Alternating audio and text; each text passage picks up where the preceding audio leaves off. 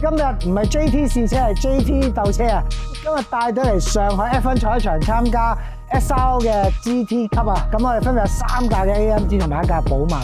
咁啊，而家淨係準備定啦，set架車嘅 alignment 啊、weight balance 啊，各樣嘢要準備啊，同埋關於賽例嘢都要搞啦。準備聽朝一早8點鐘嘅第一節試車。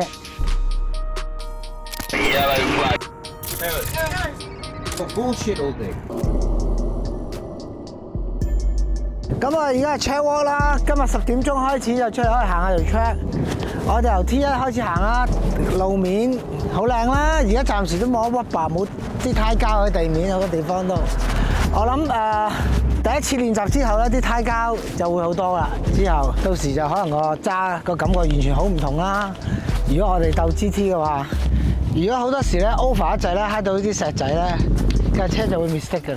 今年咧已經係上海賽場咧第18次舉辦 F1 嘅比賽。聽大會講咧，呢個 weekend 都有22萬人入場啊，唔知係算少定係多咧？上海賽車場5.4公里啊，平地同斜路順序落差係7.3米，總共16個彎啊。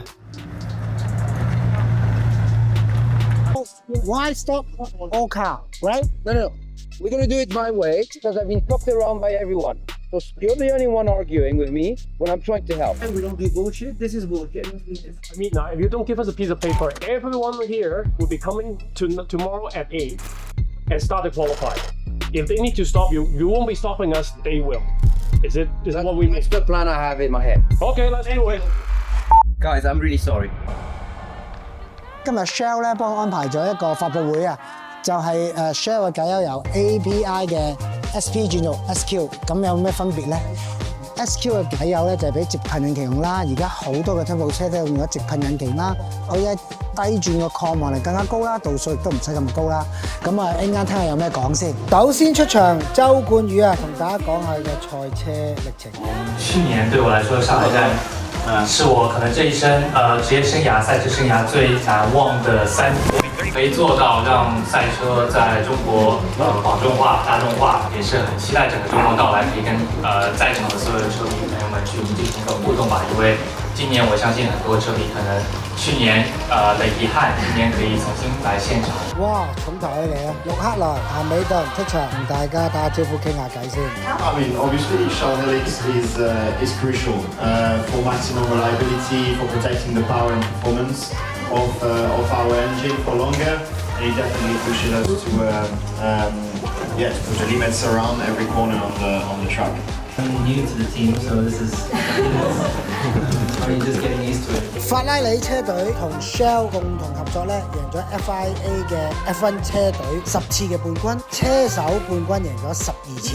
好 ，Shell 嘅發佈會完咗之後咧，我哋要即刻走，我哋要趕出去上海外灘咧參加 AMG 嘅品牌之夜嘅發佈會啊！咁呢個 party 咧就係佢嘅家族榮耀啊，由1894年開始到而家，咁我哋擺咗幾款嘅車喺度啦，有 SLS 有最新嘅 GT 啦，仲有 DJ 打碟啦，咁啊介紹下現場幾位嘅 GT 車手啦。頭先嘅戴安娜姐姐咧背住嗰位咧就係同一個 engineer 講緊佢新嗰副 V 引擎有咩 grade 啦，同埋提升啊。我哋嘅 GT4 都用緊呢副引擎嘅。咁啊個環境好靚啦，呢個本身係一個火車站嚟嘅，好多 AMG 嘅車隊啊、車手啊都過晒嚟做。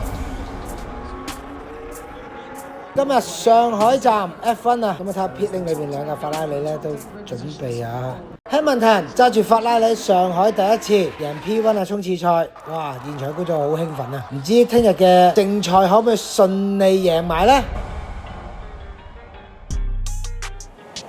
我哋幾架車都好順利可以整翻好啦，唔出賽之前再睇下 data 啦，再聽 engineer 講解有咩要留意啦。幾位車手嘅氣氛同嘅情緒保持得好好啊！希望今日可以順利完成呢個比賽啊！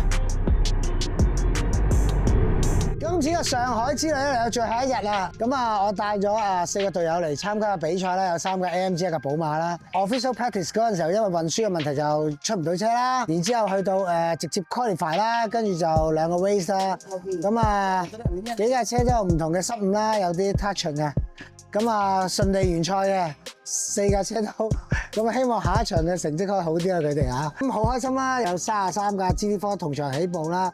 好難得啊！仲有就係希望可以盡快知道下一場嘅時間係幾時啊，跟住再同佢哋比賽過啦，睇下邊個賽一場再同大家介紹下唔同嘅賽場嘅體驗。